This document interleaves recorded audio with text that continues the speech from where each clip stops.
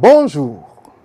Les fossoyeurs du football béninois sont de retour. La Fédération béninoise de football s'apprête à se refaire un nouvel exécutif, un nouveau bureau directeur.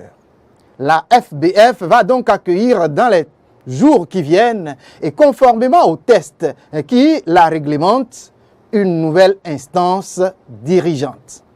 Ceci après 4 années passées à la tête donc de cette instance par l'équipe de Mathurin de Chacus, l'actuel patron des lieux, en tout cas jusqu'à nouveau désordre.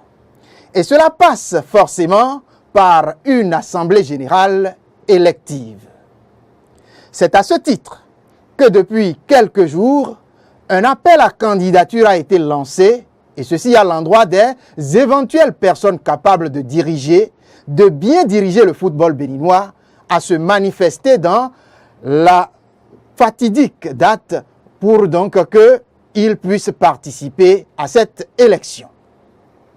Dans cette ambiance préélectorale, les tractations vont dans tous les sens. Les convictions, les suscitations et même les propositions vont à qui mieux mieux. C'est d'ailleurs au casier des suscitations que plusieurs associations sportives de football sollicitent le patron de Coton FC, le club champion cette saison en première division, à bien vouloir donc candidater.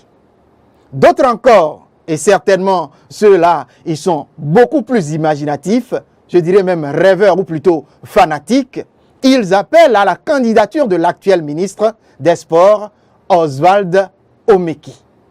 Mais c'est le premier nommé qui m'intéresse dans cette chronique. Quand bien même je sais que le second aussi ne remplit pas certaines dispositions des tests en la matière. Mais passons. Lionel Talon, le fils du président de la République, serait un bon président et disposerait d'énormes qualités pour conduire à bon port le football béninois. En tout cas, c'est bien ce que pense une bonne frange d'acteurs du sport roi au Bénin. Lionel Talon, c'est bien de lui qu'il s'agit et qu'il est question. Il n'est rien, et moi aussi, je n'ai rien d'ailleurs contre l'homme, encore moins contre le fait que Dame Providence, un de ces jours, lui accorde la chance de diriger, ou plutôt de présider aux destinées du football béninois. Peut-être bien qu'il réussirait à mieux faire par rapport à beaucoup qui sont déjà passés par là, qui sait.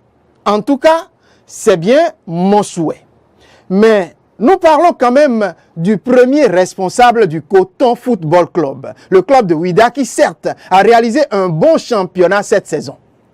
Et le club de Ouidah a mérité certainement à plus d'un titre la couronne. Et donc je félicite au passage le travail et l'engagement qui ont été déployés en la circonstance.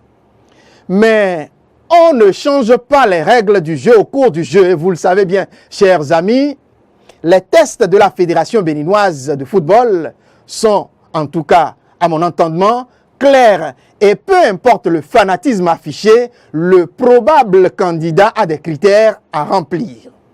L'une des dispositions de ces tests stipule, et je cite, que tout candidat au poste de président doit être membre du bureau dirigeant d'un club ou d'une association affiliée à la FBF depuis au moins 3 ans. Sauf erreur de ma part, Coton Football Club, que dirige Lionel Talon, vient de faire sa première saison et donc ne totalise pas encore ce quota d'année. Par ailleurs, la gestion d'une institution comme la FBF implique une certaine expérience. Et sans vouloir jeter les potentielles expériences antérieures de Lionel Talon, je pense qu'on ne peut pas s'emballer pour un championnat gagné ou encore pour l'abondance des moyens mis à disposition d'un club dans un championnat pour donc targuer celui-là de pouvoir diriger la fédération. Pour moi, diriger une fédération de football aujourd'hui, c'est un vaste chantier. Un projet qu'il faut bien ficeler. Et il ne suffira pas juste d'aimer le football pour penser y être. Il faut en maîtriser les rouages, je dirais les arcanes.